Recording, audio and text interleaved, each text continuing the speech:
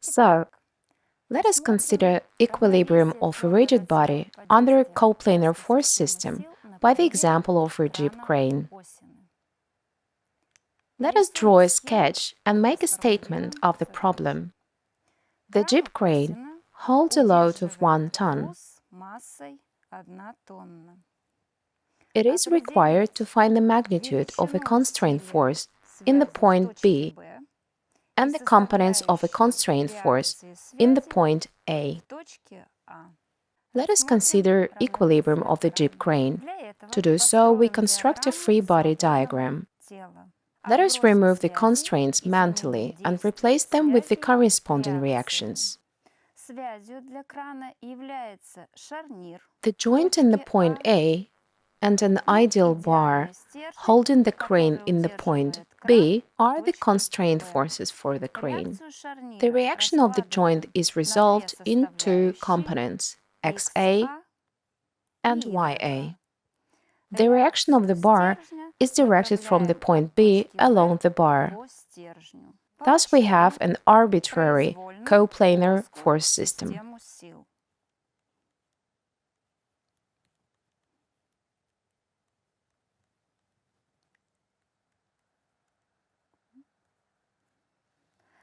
The force system is balanced. For a body in equilibrium under an arbitrary coplanar force system, we can write down three equilibrium equations. The sum of projections of all forces acting on a given body on the axis x is equal to 0. The sum of projections of all forces acting on the given body on the axis y is equal to 0. The sum of moments of all forces acting on the given body with respect to the point A is equal to 0. Let us draw the axes x and y.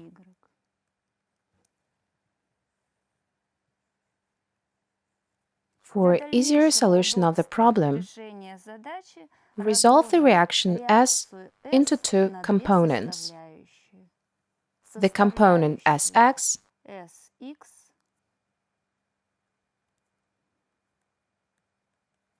and the component Sy. The component Sx is equal to the magnitude of the reaction S times 4/5 from the given triangle.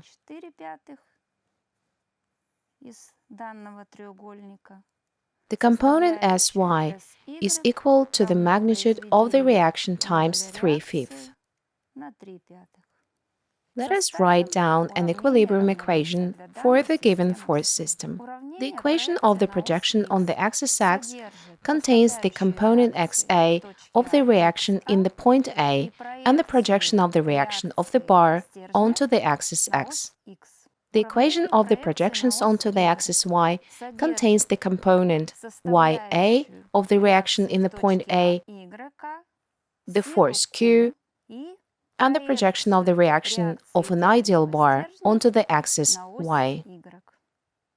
Let us write down the moment equation.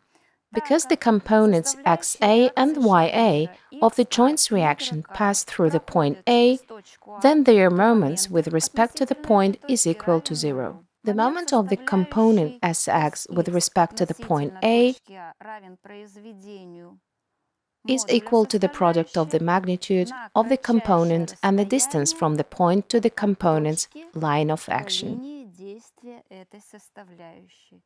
The moment of the component Sy with respect to the point A is equal to the product of the magnitude of the component and the distance from the point A to the component's line of action.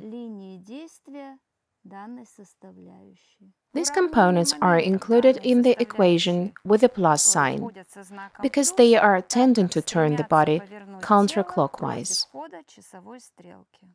The moment of the force Q is equal to the magnitude of the force times the distance from the point A to the force line of action. The moment of the force Q is included in the equation with the minus sign, because the force Q is tending to turn the body clockwise. Thus, we have three equations with three unknowns. Подставляя численные значения и учитывая, что g равно Substituting the numerical values and considering that g equals 9.81, we find the unknowns.